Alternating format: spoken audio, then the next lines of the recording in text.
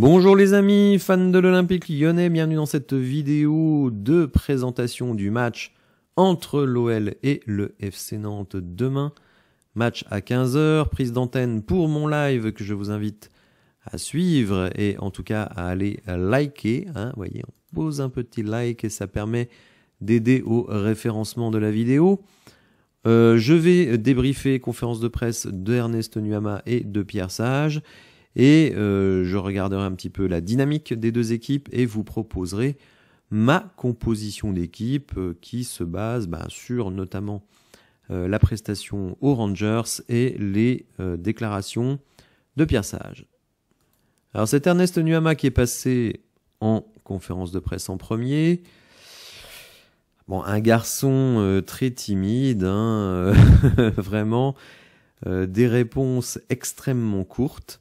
C'est quelqu'un qu'on a du mal à situer, Nuama, puisqu'en fait, on va dire le problème pour lui, c'est que le montant de son transfert, 28,5 millions, évidemment, génère des attentes extrêmement importantes. Et malheureusement pour lui, je pense que il n'est pas un joueur de ce tarif-là.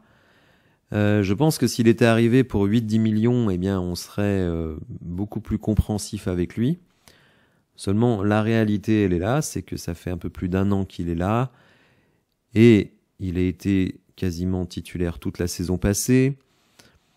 Pas franchement transcendant, cette saison, gagner du temps de jeu pour lui, c'est compliqué, tout simplement parce qu'on a beaucoup de joueurs offensifs. Qui plus est, Ryan Cherki a été prolongé, ce qui n'était pas prévu, et Ryan Cherki, positionné en ailier droit, aux Rangers, ça fait un très très bon match. En fait, lui, il subit un peu la situation. C'est vrai que certains dans les commentaires me reprochent d'être trop dur avec lui.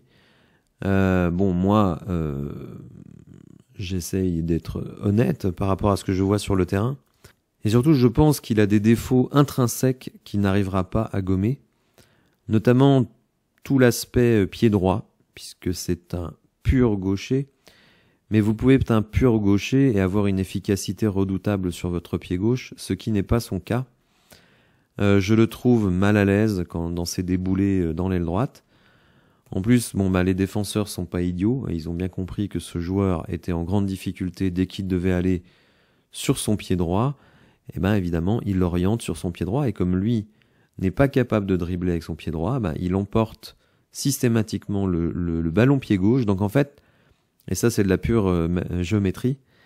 Si vous conduisez votre ballon pied gauche, vous amenez le ballon sur le défenseur. Donc évidemment, ça lui pose beaucoup de problèmes. Le problème aussi, c'est qu'à la finition, c'est pas ça du tout. Donc oui, il reste la vitesse. Mais bon, la vitesse, c'est bien beau, mais on ne fait pas du sprint, on ne fait pas du 4 x 100 mètres. On fait du foot. Et à un moment donné, il faut une efficacité qu'il n'a pas. Et je dirais que ses prestations, selon moi, ne sont pas du tout en progression, elles sont même plutôt en régression. Donc oui, il est un peu victime du statut que le montant de son transfert lui confère. C'est dommage pour lui, mais malheureusement, les 28 millions que vous avez mis sur Nuama, vous les avez pas mis sur d'autres joueurs.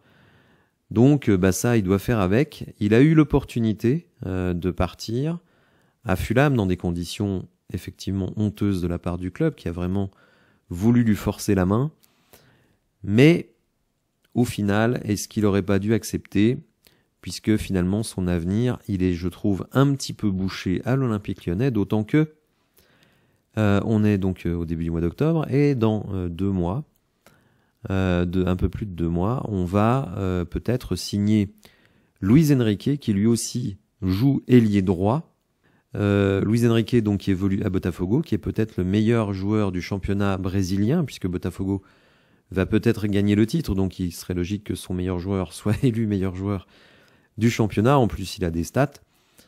Donc, très sincèrement, je ne vois pas d'avenir à moyen terme, et encore moins à long terme, pour l'ami Nuama. Donc, je pense qu'au final, il a fait une erreur que de rester à l'OL. Alors, le fait qu'il n'ait pas voulu partir, évidemment, ça lui a donné une belle cote auprès des supporters. Mais bon, être un favori des supporters, c'est une chose. Le foot, c'est la compétition. Et la compétition, faut être efficace. Et force est de constater que ce joueur ne l'est pas. Et je le répète, pour moi, il a des défauts intrinsèques qui font que je ne lui vois aucun avenir, en tout cas en tant qu'il est droit. Ça fait des mois et des mois et des mois que je dis que ce joueur doit jouer à gauche, où là, justement, en portant le ballon pied gauche, il ne le ramènerait plus sur le défenseur, il pourrait utiliser sa vitesse pour prendre la profondeur, centrer, alors il perdrait l'avantage des faux pieds, c'est-à-dire revenir vers le centre pour pouvoir tirer sur son pied fort, mais le problème c'est que lui ne marque jamais.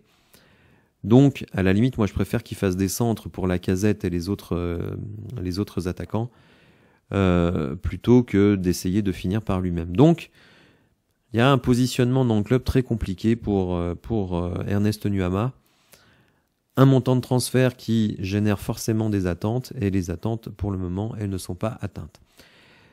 Donc une conférence de presse, très sincèrement, pas très intéressante. Pour résumer, on lui dit il y a beaucoup de joueurs offensifs, lui il répond c'est bien pour la concurrence, pour l'émulation.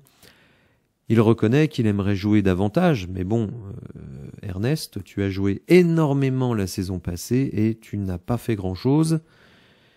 Et donc, il faut que tu mettes à profit le temps de jeu que tu as. Cette saison, il est plutôt entré en cours de match et ses entrées n'ont pas été bonnes. Donc évidemment, ça ne donne pas envie à l'entraîneur de lui donner davantage de minutes, d'autant que on peut quand même se douter que ce qu'on voit en match, c'est à peu près ce qu'on voit à l'entraînement, et franchement, c'est pas très engageant.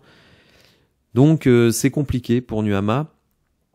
Beaucoup réclament du temps pour lui. Oui, mais le temps, il en a eu l'année dernière, il en aura très peu cette saison, vu la densité de notre effectif. Alors précisément, quand on lui demande ce qui lui manque pour être plus performant, puisque lui il comprend que pour gagner du temps de jeu quand vous êtes un joueur offensif, il faut faire des stats, ça c'est clair, des passes décisives et des buts. Pour le moment, il ne fait ni l'un ni l'autre. Donc évidemment, ça ne lui confère pas beaucoup de crédit auprès de son entraîneur. Et il dit, je joue mon style de jeu, voilà. Les points où je ne suis pas performant, je me concentre dessus, je travaille dessus à l'entraînement pour progresser et ensuite les appliquer en match. Il estime qu'il doit travailler davantage sur la finition pour marquer, donc aider l'équipe. Alors selon moi, il y a la finition, oui, mais il n'y a pas que ça. Il y a vraiment beaucoup de choses. Je pense aussi que j'aime pas dire ça parce que c'est un peu désobligeant, mais il n'a pas une compréhension des situations vraiment impressionnante. Ce qui est terrible pour lui, c'est qu'il y a un joueur dans l'effectif qui est encore plus jeune que lui, qui vient comme lui d'un petit championnat, alors même si le championnat belge est supérieur au championnat danois, mais c'est Malik Fofana. Quand vous voyez Malik Fofana, donc il joue de l'autre côté, ailier, franchement le contraste il est saisissant, quoi. Et ça, évidemment, ça ne joue pas en faveur de Nuamah. L'année dernière, il a commencé la saison avec, de l'autre côté, c'était Diego Moreira, qui est en train de se faire son trou à Strasbourg, mais qui a été en difficulté chez nous. Donc, c'est pas facile pour lui. Très sincèrement, je pense que c'est un joueur qui, psychologiquement, ça doit être dur pour lui, parce qu'il voit qu'il n'y arrive pas. Il voit que les perspectives, en plus, sont pas joyeuses. Il a choisi de rester. Et déjà, sans Luis Enrique, il est déjà pas assuré de temps de jeu. Il voit un Ryan Cherki qui, depuis son retour, est éblouissant. Donc franchement, j'ai du mal. J'ai du mal à évaluer ce que ce joueur va faire cette saison. Et dans l'avenir, parce que s'il n'est pas convaincant à l'Olympique Lyonnais, il n'est pas dit qu'il reçoive de belles propositions derrière. Moi, je ne le vois pas faire très très long chez nous. Pour tout vous dire, je serais même pas surpris qu'il parte au mois de janvier. Alors on va me dire, c'est pas cohérent. Il n'a pas voulu partir en été. On ne voit pas pourquoi partir au mois de janvier. Mais bon, je le répète. On va lui ramener dans les pattes déjà Ryan Cherki et en plus Luis Enrique, le meilleur joueur du championnat brésilien. Donc c'est compliqué pour Nuamah. Moi personnellement, je ne lui vois aucun avenir à Lyon.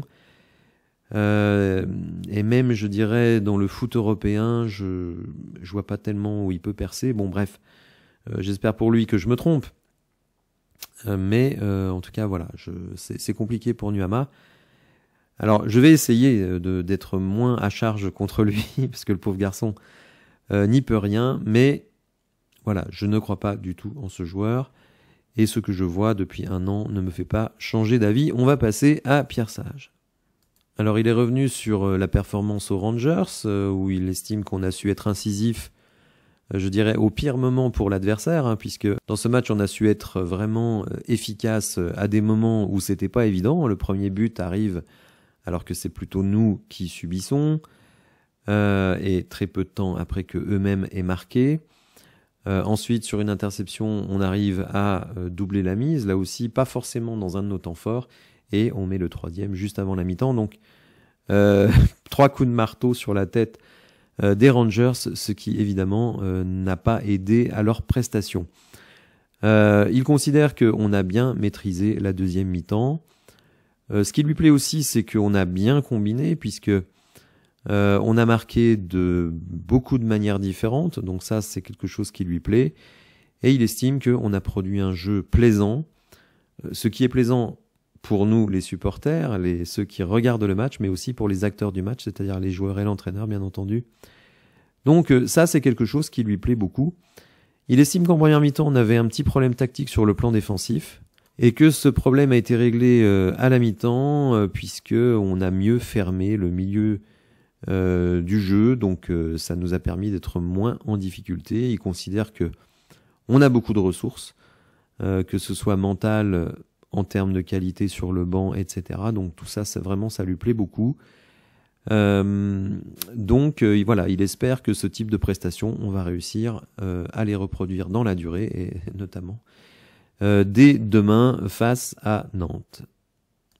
Il a été interrogé sur Ryan Cherki, qui est vraiment la vedette depuis son retour à la compétition. Oui, c'est vrai, le problème de Ryan Cherki, c'est toujours des problèmes défensifs.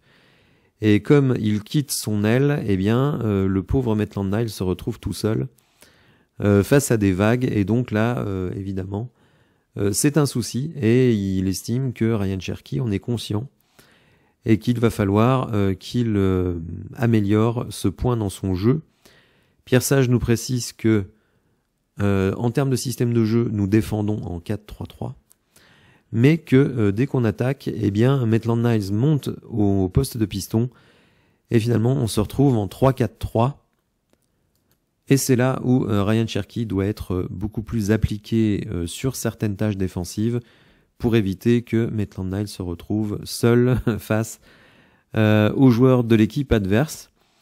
Mais bon, il dit vraiment que Ryan Cherki a compris le problème. Il a été interrogé sur un peu l'autre vedette du moment, Malik Fofana, que j'ai surnommé Magic Fofana. Bon, c'est pas moi qui ai trouvé le surnom, hein, c'est des gens dans le chat et je les en remercie. Et donc on lui demande si il a gagné définitivement un statut de titulaire. Et donc Pierre Sage ne veut pas non plus trop s'enflammer sur le sujet, en disant que il va continuer à alterner les statuts, que ce soit titulaire ou remplaçant, en fonction des adversaires. Mais il est évident qu'il a marqué des points. C'est quelqu'un qui attaque beaucoup dans le dos des adversaires, donc finalement, c'est positif pour lui de rentrer en jeu, parce que les adversaires, évidemment, sont un peu plus fatigués. Et là, il peut mettre à profit sa vitesse et sa technique. Mais bon, on sent bien quand même que Malik Fofana, il a marqué énormément de points, puisque finalement, ce qu'on lui reprochait depuis le début de la saison, enfin même l'année dernière d'ailleurs, c'était d'être beaucoup moins bon quand il était titulaire que quand il rentrait en cours de jeu. Or là, il a été titulaire, il a été brillantissime.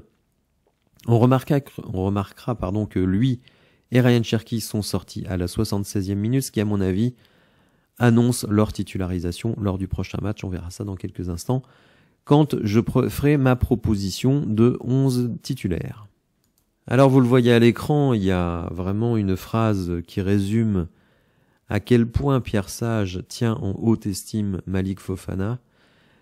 Il dit « Quand tu respectes le jeu », donc en parlant de Fofana, le jeu te respecte, les partenaires te respectent, et au final, les offrandes qui lui sont apportées eh bien, c'est le fruit de ce qu'il a semé avant. Donc je pense qu'il visait la passe décisive de Ryan Cherki pour Malik Fofana en deuxième mi-temps. En gros, et ça vraiment pour moi c'est fondamental ce que dit Pierre Sage là-dessus, c'est que quand tu respectes le jeu te respecte et tes partenaires, eh bien tu ne les frustres pas parce que quand tu dois donner le ballon, tu donnes le ballon. Quand tu dois tirer, tu tires. Et justement dans ce match-là, ce qui est formidable pour un joueur de cet âge, c'est que quand il donne la passe décisive à Lacazette, il fait tout le travail avant. Et on va dire un joueur un peu perso, qui joue pas dans l'esprit du jeu, aurait forcé le tir, en gros, pour s'auto-récompenser de tout le travail qu'il avait fait avant. Or lui, il n'a pas du tout agi comme ça. Il a servi Lacazette, qui a juste eu à mettre la balle au fond des filets. Sur son but, qui ressemble beaucoup à celui qu'il a mis à Toulouse, finalement, il a suivi l'action. Ryan Cherki fait un véritable numéro en rentrant dans la surface.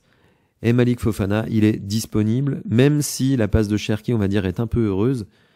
Eh bien, il est là, il est disponible. Et ça, c'est très important d'être disponible. Rappelez-vous, quand il marque contre Toulouse, c'est un tir contré de Ryan Cherki. Et Malik, il est là, il est dans la surface. En fait, c'est ça qui est assez extraordinaire avec lui, c'est qu'il a une compréhension du jeu qui est exceptionnelle. Vous le savez peut-être, Malik Fofana a été appelé en équipe 1, en équipe A de la Belgique. D'ailleurs, il a peut-être joué contre l'équipe de France. Donc c'est une belle récompense pour lui, mais Pierre Sage dit que, évidemment, il doit réussir à s'imposer dans cette équipe et ce sera bon pour tout le monde. Alors Hugo Guimet qui a fait des va-et-vient entre Lyon et Paris hier, puisque il était à la conférence de presse de Pierre Sage, physiquement, il était présent physiquement, et le soir il était à l'équipe TV pour l'équipe du soir. Et dans la semaine, il était à Paris pour faire un five, donc il fait les allers-retours. Par contre, c'est pas lui qui était à Glasgow. Bon, peu importe. Et donc, il lui pose la question, est-ce que finalement, le fait que Mata et Matic soient absents pour Nantes, puisque vous le savez, les deux ont été blessés pendant le match, mais ils devraient être de retour pour le déplacement au Havre, est-ce que finalement, ça ne te facilite pas la tâche pour composer l'équipe, étant donné la profondeur d'effectifs que tu as? Et donc, Pierre Sage n'est pas sur cette ligne-là. Lui, il considère que finalement, avoir moins de joueurs disponibles, ça ne lui facilite pas la tâche. Au contraire, ça lui donne moins d'opportunités, moins de possibilités. Ah bon, après, évidemment, il y a le problème de la gestion des frustrations. Ça, c'est une évidence. Imaginez un Gift Orban qui met un doublé contre Strasbourg et qui depuis n'a quasiment pas joué, parfois même pas dans le groupe. Zaha, qui était quand même une grande vedette en première ligue, qui a été titulaire, réalisant une prestation abominable et qui depuis n'a pas rejoué, et notamment donc en Coupe d'Europe. Bon, évidemment, en plus c'est des gros caractères, parce qu'il y a d'autres joueurs qui le prennent avec plus de philosophie, mais là c'est des gros caractères. Donc évidemment, c'est pas facile à gérer, et Pierre Sage dit mais il faut que chacun prenne conscience que sur une saison comme ça, avec l'effectif qu'on a, tout le monde ne jouera pas tous les matchs et toutes les minutes. Donc il y aura des rotations, qu'un joueur peut sortir de la rotation mais y rentrer à nouveau, et il donne l'exemple de Saïd Benrahma, qui effectivement n'était pas du tout dans l'équipe pendant 3 matchs, qui est rentré, a fait une bonne rentrée contre l'Olympiakos. Ensuite a été titulaire à Toulouse. Alors Pierre Sage dit qu'il a fait un très bon match à Toulouse. Je pense qu'on n'a pas vu le même match. Déjà parce que j'ai du mal à trouver un joueur qui a fait un bon match à Toulouse. Mais bon, notamment Saïd Benrahma, pour moi, n'a pas fait un bon match. Et hier, il est encore rentré en cours de match. Donc, il dit voilà, c'est important que les joueurs comprennent et acceptent cet aspect de rotation d'équipe. On a terminé cette conférence de presse avec une sortie de Antoine Comboiré qui estime avoir été volé la saison passée dans la victoire de l'OL 3-1 à Nantes. Et Pierre Sage a balayé cela d'un revers de main en disant que ce n'était pas sa manière de lancer le match. Pour lui, le lancement du match se fera au coup d'envoi. Bon, de toute façon, Pierre Sage, c'est pas quelqu'un qui essaye d'aller clasher les entraîneurs adverses. Je ferai remarquer à Monsieur Comboiré que il récupère Johan Le Penant gratuitement cette saison, et c'est son meilleur joueur. Et l'option d'achat est à 2,5 millions, donc qu'ils viennent pas parler de vol. Je pense que c'est totalement déplacé, mais enfin bon, ça c'est mon point de vue. Alors précisément, cette équipe de Nantes qui finalement, eh bien écoutez, est à un classement plutôt correct, hein, étant donné les ambitions de ce club, 7e actuellement. Mais on va voir aussi que, bon, je dirais, la réalité de leur saison doit être extrêmement tempérée. En effet, depuis le début de la saison, ils ont vraiment rencontré des équipes de deuxième partie de tableau. Ils ont fait 3 nuls, 2 victoires, 1 défaite. Ils ont battu Montpellier, qui vraiment est à la dérive. Ils ont battu Auxerre à domicile, un promu. Sinon, des matchs nuls et une défaite à domicile contre Reims.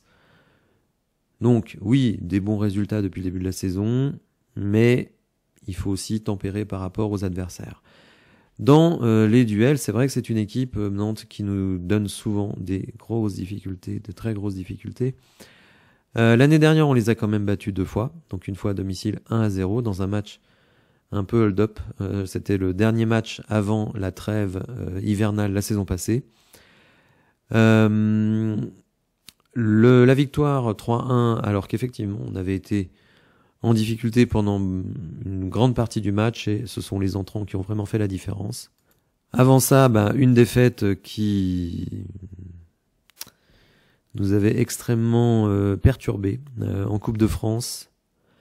1-0 à l'époque de Laurent Blanc, je crois que c'était en demi-finale ou en quart de finale, enfin je me souviens plus, mais cette année-là, le Paris Saint-Germain avait déjà été éliminé, Marseille avait été éliminé, Monaco avait été éliminé, bref. Je crois que c'est Toulouse qui va en finale et qui rencontre Nantes. Une sacrée occasion de perdu pour l'OL. Avant cela, on avait fait 1-1 et 0-0. Donc, une équipe qui nous pose des problèmes, mais si on regarde, je dirais objectivement, nos forces, les forces en présence sur ce match, honnêtement, pour moi, il n'y a pas photo. Et ça doit être un 3-0 bien propre. Faut savoir que Johan Le Penant ne pourra pas jouer, hein, puisqu'il est en prêt. Et les accords entre le club font que il n'est pas autorisé à jouer ce match. Alors en termes d'équipe, eh bien Antoine Comboiré, pour le moment, a plutôt utilisé le 4-2-3-1. Vous voyez, avec Johan Le Penant en créateur, hein, c'est quand même assez étonnant. Moses Simon, qui est sans doute un des joueurs les plus dangereux de cette équipe. Ablin, qui est pas mal. Kadewere, on connaît bien du côté de Lyon. Bon, sinon, des vieux routiers de Ligue 1, vraiment. Rien de transcendant, mais bon, on va dire que c'est assez cohérent. Donc ça va vraiment être à nous de mettre les ingrédients nécessaires pour partir en trêve avec une belle victoire. Pour ce faire, je vous propose cette composition d'équipe. N'hésitez pas dans les commentaires à me donner la vôtre. Donc je repars sur un 4-3-3, mais je ne serais pas totalement surpris que face à Nantes, on fasse un 4-2-3-1. Mais ce 4-3-3 m'a franchement satisfait en termes d'équilibre. Aux Rangers, donc pourquoi pas repartir avec ce système qui a l'avantage de remplir davantage le milieu de terrain et de ne pas brider la créativité de Ryan Cherki et de Malik Fofana. Donc Perry dans les buts, Tagliafico, Niakate, Kaletachar et Maitland Nice, c'est du classique. Je remets Tessman, même si à Toulouse, on va dire que sa prestation m'a laissé sans grand espoir par rapport à ce joueur, mais bon, je veux bien lui donner une deuxième chance. Cacré, eh oui, je sais, bien que les gens me disent qu'on ne peut pas gagner un match avec Cacré, on a gagné les 2 derniers matchs avec Cacré, donc bon, je me dis quand même que il peut être utile, et puis bon, moi je trouve que Verretou, si Cacré est nul, je dirais que Verretou est encore plus nul, donc je ne vois pas ce que Verretou ferait sur le terrain, mais bon. Tolisso, bon, qui n'a pas fait un bon match aux Rangers, mais bon, qui est plutôt bon depuis le début de la saison, élu meilleur joueur de l'OL au mois de septembre par les supporters. En attaque, on retrouve le même trio. Est-ce que Pierre Sage va faire tourner avant la trêve? Je ne le crois pas du tout, puisqu'il considère, d'ailleurs il l'a évoqué pendant la conférence de presse, Après ce match-là, il y aura 3 jours de repos, donc croyez-moi, Lacazette va jouer.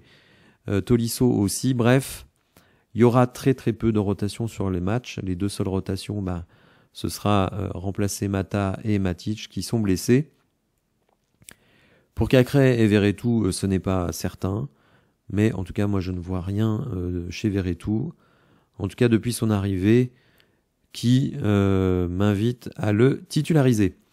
Voilà les amis, j'espère que vous avez apprécié la vidéo. Si c'est le cas, n'hésitez pas à la liker, à vous abonner.